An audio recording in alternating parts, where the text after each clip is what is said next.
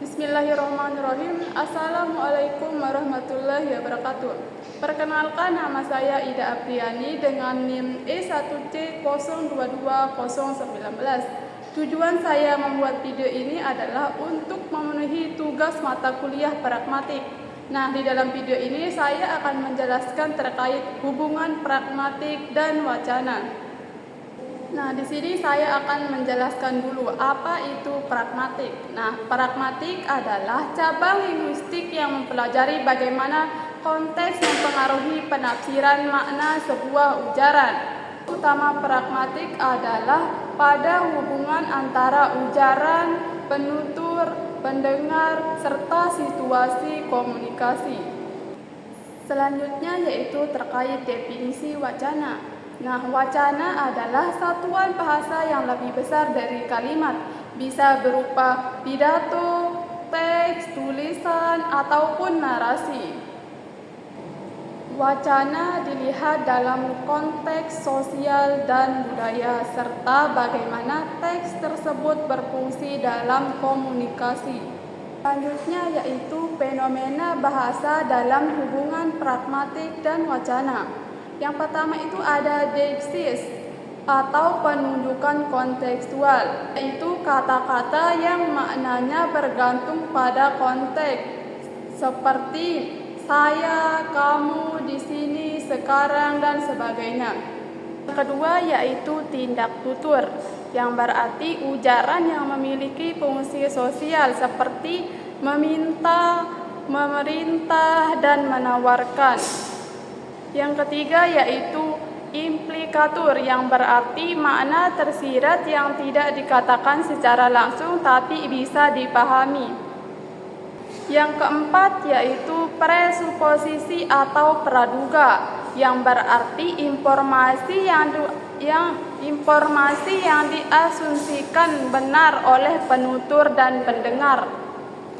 Yang kelima yaitu pelanggaran maksim percakapan. Misalnya terlalu banyak bicara yang bisa disebut kuantitas.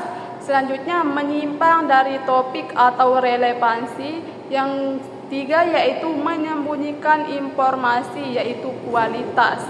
Dan yang keenam yaitu koherensi dan kohesi. Nah, kohesi adalah hubungan bentuk bahasa atau penggunaan kata ganti atau konjungsi dan sebagainya. Dan yang kedua itu koherensi, yaitu hubungan makna antar bagian teks.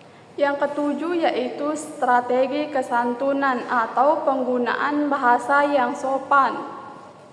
Dari ketujuh fenomena bahasa yang telah saya sebutkan di atas muncul karena interaksi antara konteks atau pragmatik dan struktur teks atau percakapan yaitu wacana. Nah, mereka menunjukkan bahwa pemaknaan bahasa tidak bisa dilepaskan dari situasi sosial, budaya, dan tujuan komunikasi.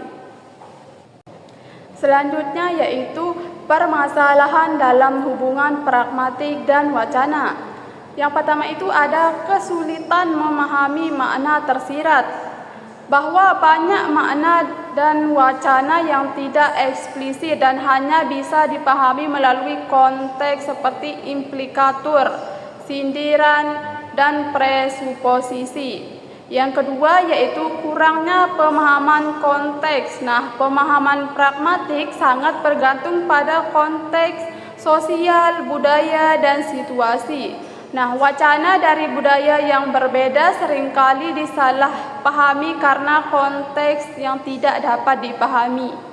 Nah, yang ketiga yaitu minimnya data autentik. Nah, banyak peneliti hanya mengandalkan teks tertulis dan mengabaikan aspek kontekstual dan interaktif dari wacana lisan. Nah, akibatnya analisis pragmatik menjadi dangkal.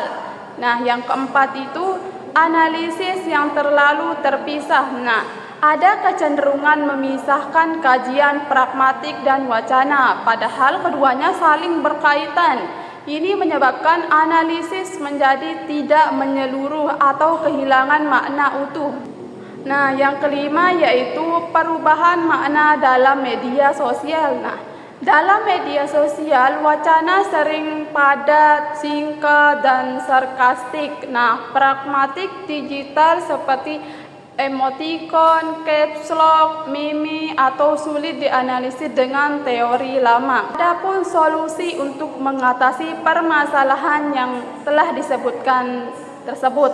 Yang pertama itu pendekatan kontekstual yang kuat. Nah, yang kedua, integrasi teori pragmatik dan wacana. Dan yang ketiga, gunakan data otentik. Dan yang keempat, pelatihan dan peningkatan literasi bahasa. Dan yang kelima, adaptasi teori pada wacana modern. Sekian materi yang dapat saya sampaikan. Mohon maaf apabila ada kesalahan kata maupun ucapan. Nah, terima kasih. Wassalamualaikum warahmatullahi wabarakatuh.